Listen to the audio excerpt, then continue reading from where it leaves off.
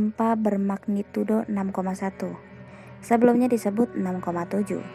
Mengguncang Kabupaten Malang, Jawa Timur dan sekitarnya pada Sabtu 10 April 2020. Tak hanya di Malang, gempa tersebut juga dirasakan di beberapa wilayah Jawa Timur lainnya, bahkan hingga Bali dan Lombok.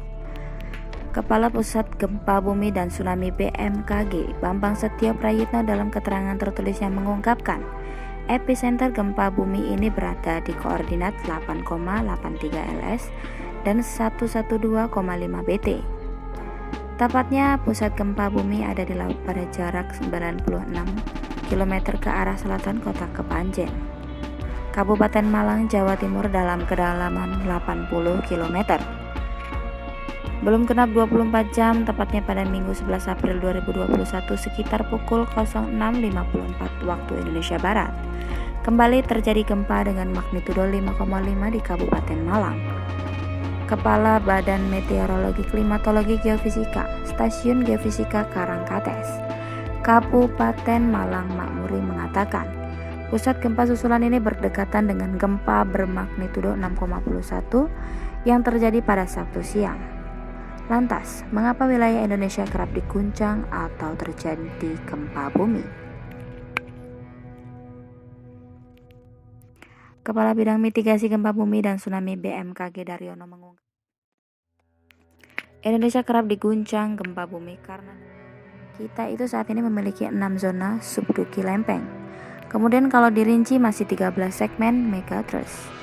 Itu generator atau pembangkit gempa dahsyat, ujar Daryono kepadanya beberapa waktu lalu. Adapun beberapa segmen megatrust ada di barat Sumatera, selatan Jawa, utara Sulawesi, Laut Maluku, utara Papua, dan lainnya. Dan itu potensi terjadinya tsunami sangatlah tinggi, kata dia.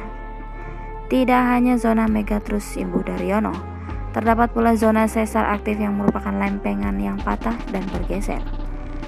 Zona sesar aktif tersebut ada lebih dari 295 titik dan siap terjadi secara bergantian. Dengan demikian, bila menjumpai terdapat kejadian gempa yang berdekatan lokasi dan waktunya, hal itu bukan karena saling picu atau saling menjalar. Itu hanya kebetulan saja. Jadi sampai saat ini pun secara empiris untuk membuktikan sebuah gempa dapat memicu gempa lain, itu masih sulit untuk dibuktikan, jelas Daryono. Menurut Daryono, Indonesia berada di kawasan sesar aktif dan kompleks. Aktif dengan kata lain, kejadian gempa sangatlah tinggi. Sedangkan kompleks artinya berbagai macam sumber gempa ada di Indonesia. Kalau di Indonesia itu banyak terjadi gempa, ya wajar-wajar saja, karena banyak sumber gempa itu tadi, terang dia. Dihubungi terpisah pada 5 Juli 2020, Daryono menegaskan bahwa hingga saat ini belum ada alat yang bisa memprediksi kapan terjadinya gempa.